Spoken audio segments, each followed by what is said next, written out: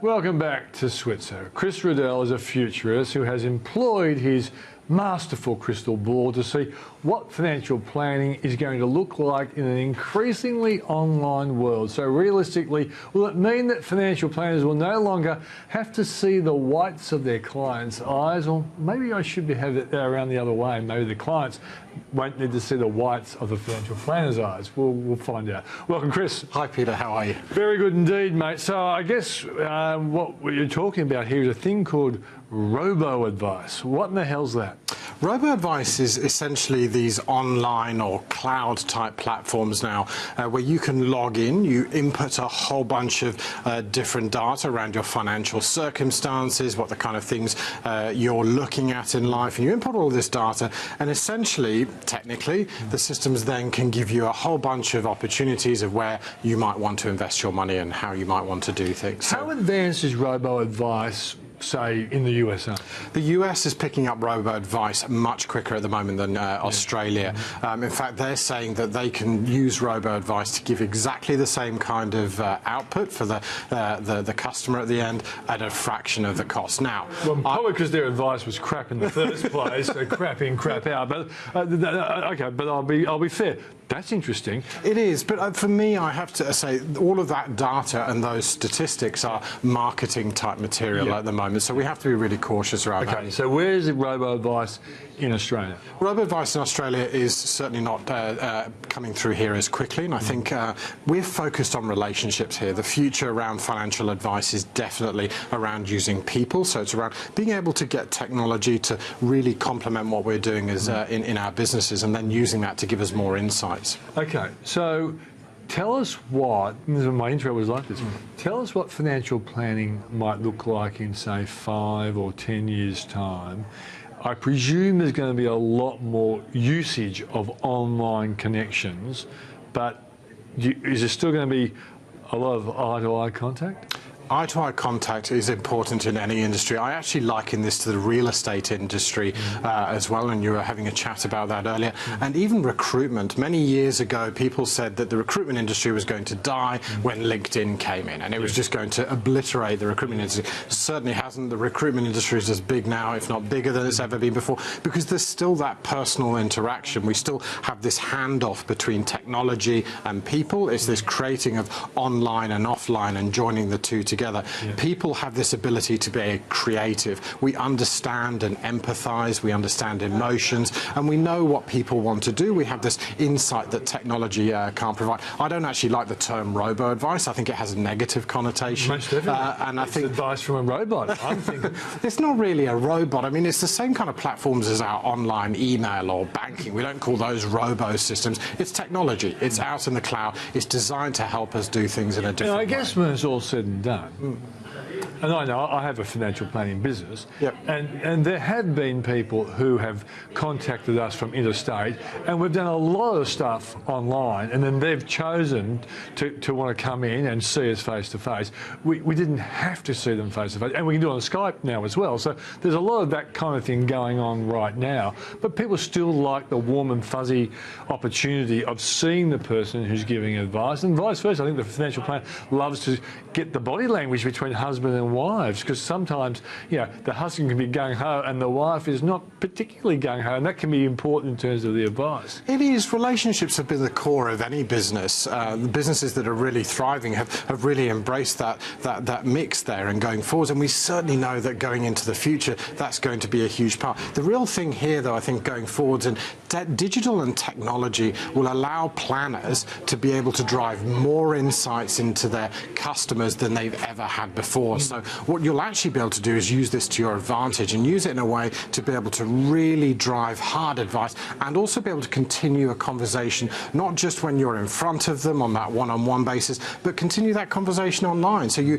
continue to feed them advice and drip feed them this personalized, very content-driven advice throughout the course of the year.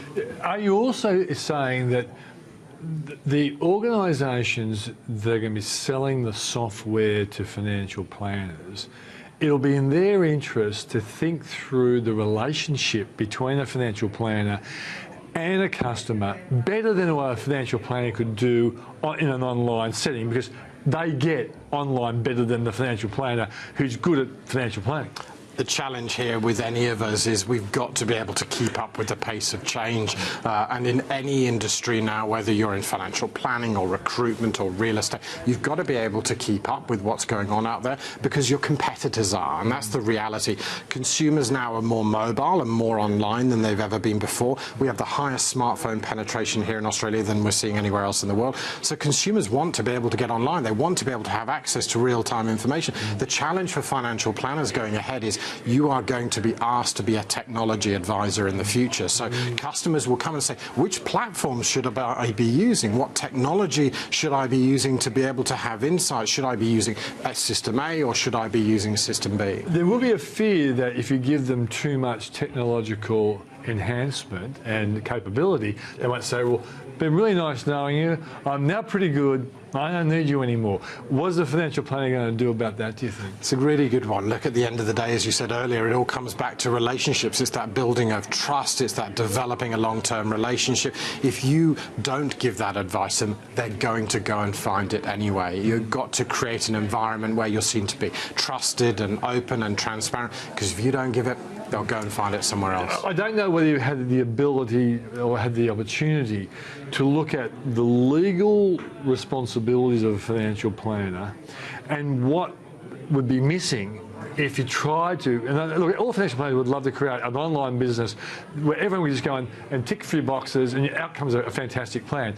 But you'd find yourself at odds with the law of the land in terms of... So how long do you imagine there'll always be an area where a human being is going to have to come in and have some involvement in that final plan to be the quality plan that government expects a financial planner to do? The financial industry, financial services industry, has always been under an incredible amount of legislation. It's one of the toughest industries to actually innovate in.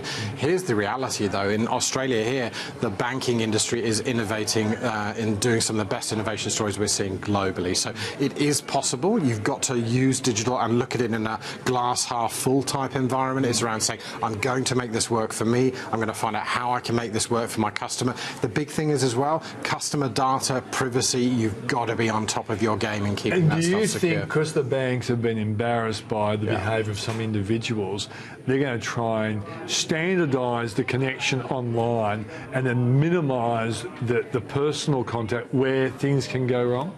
I don't think we're going to see that. I think the banks are also now recognising here, the big banks in Australia are recognising the importance of that face-to-face in transaction, as we say, within the banking industry. They're seeing that. We're seeing how they're using digital and blending the two together to make sure that a personal interaction can hand off back to online and then vice versa. But Chris, on the flip side, do you think the banks will be using the online technology to minimise the chances of bad advice, which has embarrassed them in recent times? I think they are. It allows a level of transparency that we haven't seen before. It allows accountability to be really held. And consumers now are more aware of things than they've ever been before. So banks are going to be using technology to really ensure things are locked down. I know you're talking at the FPA conference. Have you written anything on this, if any financial planners watching this now would like to know? Absolutely. Financial Planners magazine for August came out just recently. There's a great article in there that I wrote. Oh, you? A great article. You're sounding like me, boasting about your ability. Financial Planners Australia have got their Congress later on this year in November, on November the 18th. A great event, and it's all around shaping futures, so really making sure that planners are set up to be able to do something special. Thanks for joining us. Website? www.chrisriddell.com. Great, thanks very much, mate. So that's the show. Tomorrow night we'll be speaking with Michael McCarthy from CMC, Wesfarmers CEO Richard Goyder, the Managing Director of Webjet, as well as Seek's CEO Andrew Bassett, and Tom Gorman, the CEO of Brambles. It's CEO Central at Switzer tomorrow night. See you then.